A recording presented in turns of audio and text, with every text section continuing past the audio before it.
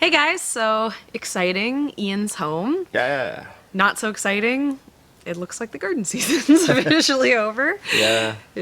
I'd been saying that I still had a bunch more tasks and I still had a few more weeks to go, but we got the snow and Yeah. So now it's over. yeah, and the weather's looking like it's going to be cold and it's going to be a while until I Yeah. can get in here and try to salvage anything. What we're gonna do today, because Ian's home and it seemed like the right time to do it, is we are gonna talk about our 2017 garden season, and we're gonna do a 3-part series where we recap just Yeah. what's been a win, what's been a fail, and also what our plans are for next year, Yeah. for 2018. Here's a little surprise. Some of the things that we want to do for next year are things that we wanted to do for this year. So in this video, we're gonna actually talk about what we think are our wins for 2017. The number one win of the year was definitely the greenhouse. It was a new addition, and we got probably more food out of it than the rest of the garden. Well, no, but The best food. definitely pretty impressed. Yeah. I mean, you've heard us talk nonstop about the greenhouse. Yeah. Just because it has been so exciting, and Yeah, like now eggplants are one of our biggest crops, right? And before it was more just like one of our favorites when you could have a little sampling of it, right, at the end of the season.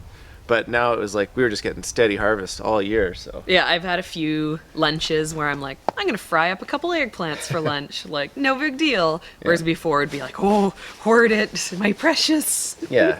And Serina like never lets me buy eggplant in the grocery store because it's always like Yeah, it'd be like $10 for Yeah. an eggplant. So comes from the other side of the world.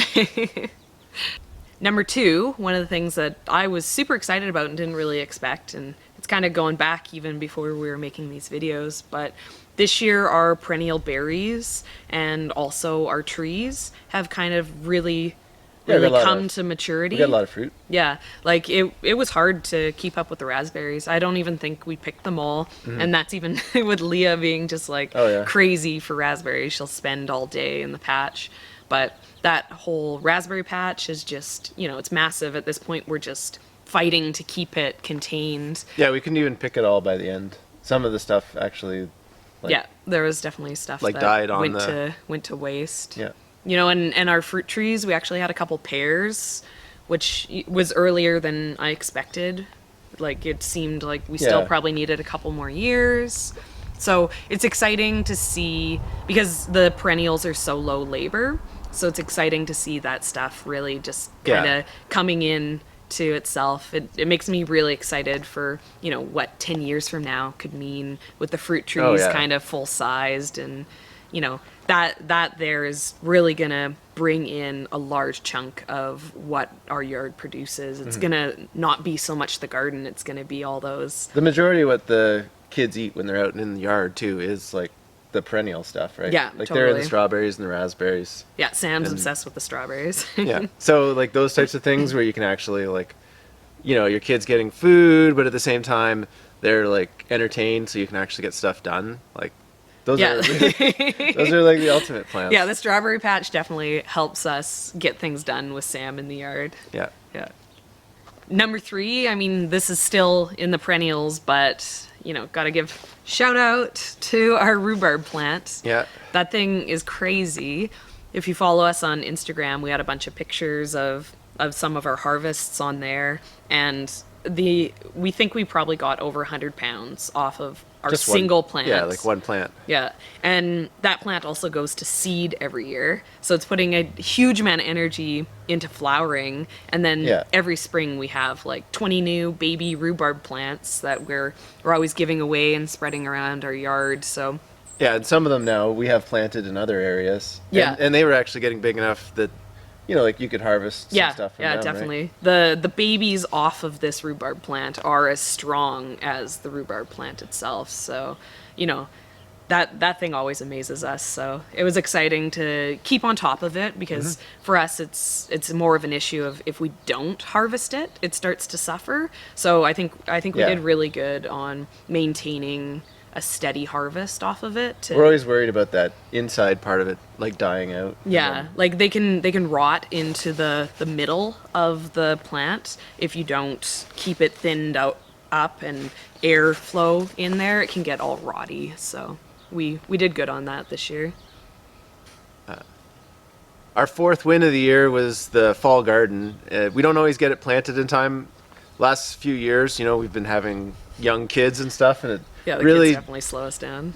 disrupts the cycle. Like one year, Serina didn't get garlic in when I was at work, and there's that's like a 2-year grudge because it takes a while to get all. Well, your we did stuff it.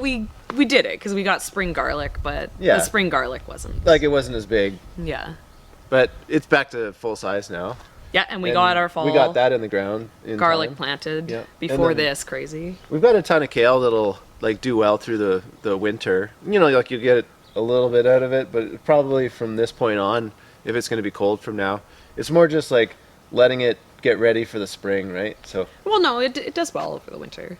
yeah, Like, but we can pick it, but yeah. but yeah, like more controlled. But then in the spring, it's like one of the first things that you get like this super steady food from, right? Like you can just like pick it like crazy because come even like late February, early March, it starts to like grow like crazy and just take off. And so from there on, it's nice to have like a steady source of food that early, but you gotta get it in the ground in time in the fall, which we've like failed on some years.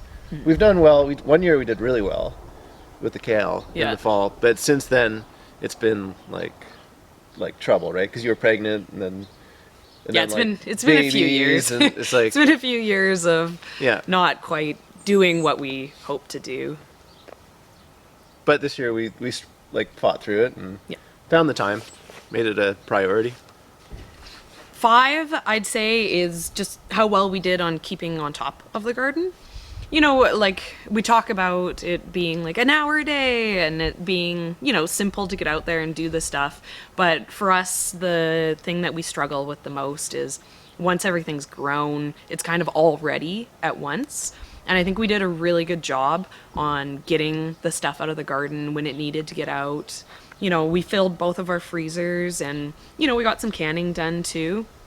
That's one of the things that we struggle with the most, especially with the kids. Like it's sometimes hard to find 4 Yeah. hours that it's going to take to like Yeah. strip out like a ton of tomatoes and get them canned. Mm-hmm. And we did a really good job on getting ready for winter and Yeah. getting all the food kind of stored up and not letting a ton of stuff just go to waste. Overall, this was our best gardening year ever. So, the overall, it's a big win. But tomorrow we're going to do some of the things that we failed at. And, there's a few of those. Definitely room for improvement. Thanks for watching. Hit subscribe to join our journey. And check out one of our other videos. We'll see you tomorrow.